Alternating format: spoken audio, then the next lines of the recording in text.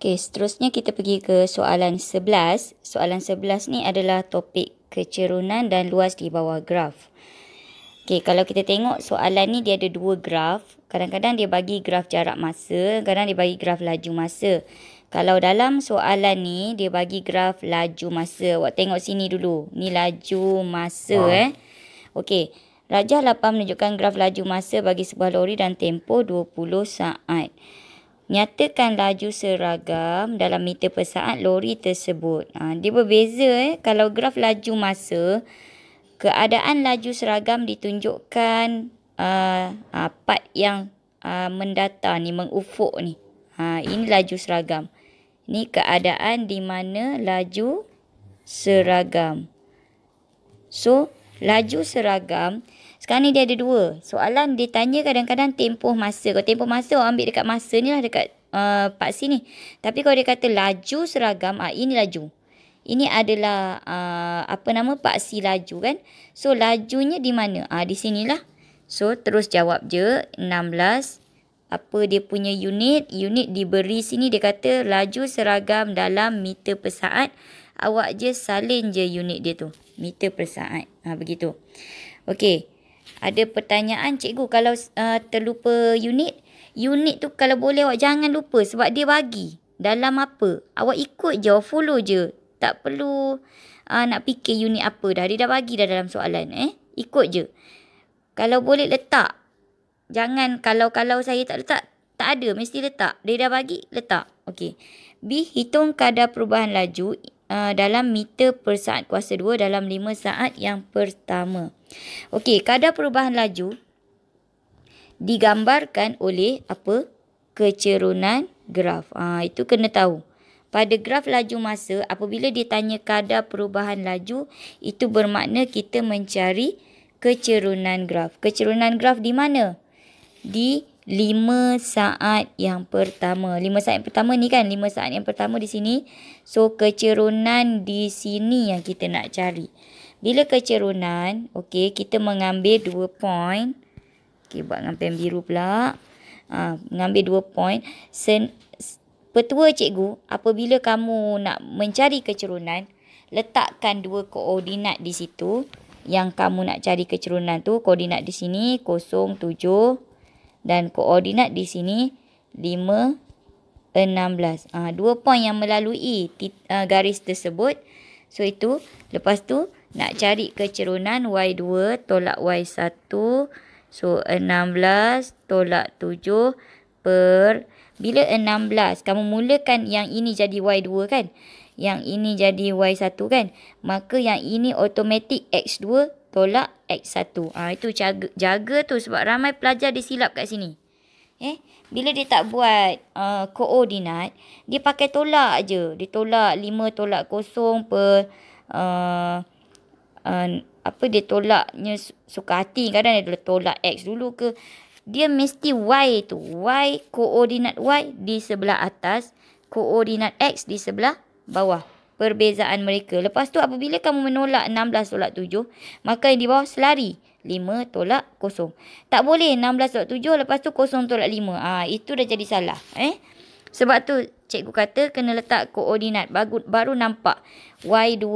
Yang ini Y2 tolak Y1 per X2 tolak X1. Ini adalah pasangan point X1, Y1, X2, Y2. Gitu. Okey. So, 16 tolak 7 per 5 tolak 0. 16 tolak 7, 9. 9 per 5. 16 tolak 7. 16 tolak 7. Betul lah, 9 per 5. So, jawapan dia 9 per 5.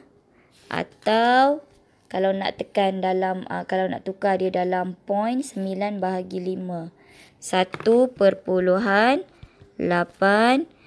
Unit dia dah bagi. Dalam apa? Tengok dalam soalan. Ikut je. Follow je. Tak payah fikir apa-apa. In meter per saat kuasa 2. Okey. Untuk C ni jalan dia panjang sikit. Okey. Untuk bahagian C, dia kata hitung nilai T jika jarak yang dilalui. Ni T ni. Dia nak T ni. Okey. Dia nak T ini. Okey, jika jarak yang dilalui dalam 15 saat terakhir. Di manakah 15 saat terakhir? Ni 20, ni 5. Kalau ditolak dapat 15 kan? So inilah 15 saat yang terakhir. Maknanya graf tu daripada sini sampai sini. Dia kata jarak. Okey, dalam graf laju masa, jarak ini diberi oleh luas di bawah graf. Kan? Ni kena tahu ni. Bila graf laju masa, kecerunan memberi apa? Kan? Luas di bawah graf memberi apa? Sebab tu tajuk dia adalah kecerunan dan luas di bawah graf. Tu. So, luas di bawah graf akan memberi jarak. Jumlah jarak yang dilalui. Okey. Dalam 15 saat yang terakhir, maknanya di kawasan ini yang cikgu buat biru ni. So, maknanya luas di bawah graf, maknanya luas di kawasan sini dengan di sini.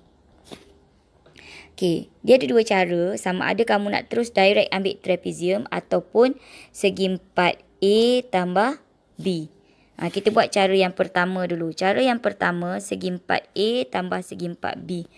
Kalau cikgu senang, kalau kamu tahu trapezium, bagus guna trapezium, lagi cepat. Tapi kalau yang tak tahu tu, kita ambil yang paling rendah sekali.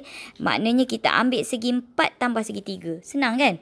Okey. Sekarang ni kita ambil segi 4 tambah segi 3. A tambah B tu dia kata jumlah jarak yang dilalui ialah 160. Maknanya dia dah bagi dah. A tambah B sama dengan 160 meter. So sekarang ni nak cari A. Nak cari A ni kan. A. Luas segi 4. Panjang darab lebar. Ini dia punya panjang. Ini dia punya lebar. Okey, kita tengok panjang dia berapa. Panjang dia kalau kamu tengok, kena tengok bacaan pada paksi Y. Paksi Y ni. Paksi laju ni. Berapa panjang ni? Ni 16.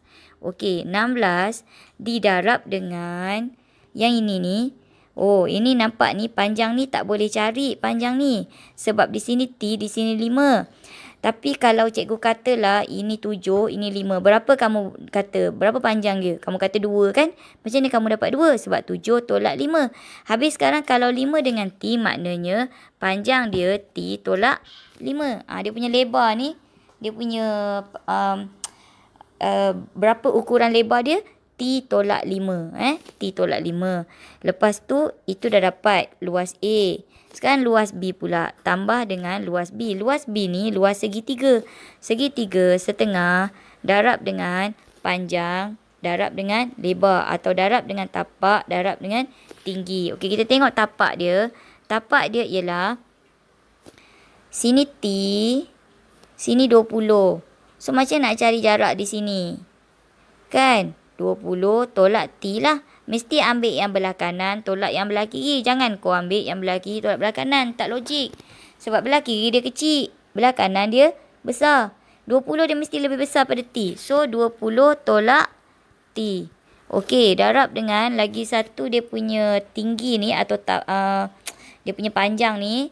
Berapa? Sama dengan panjang segi 4 tu 16. Okey, sama dengan 160. Jangan lupa. Sebab luas tu dia dah bagi kan.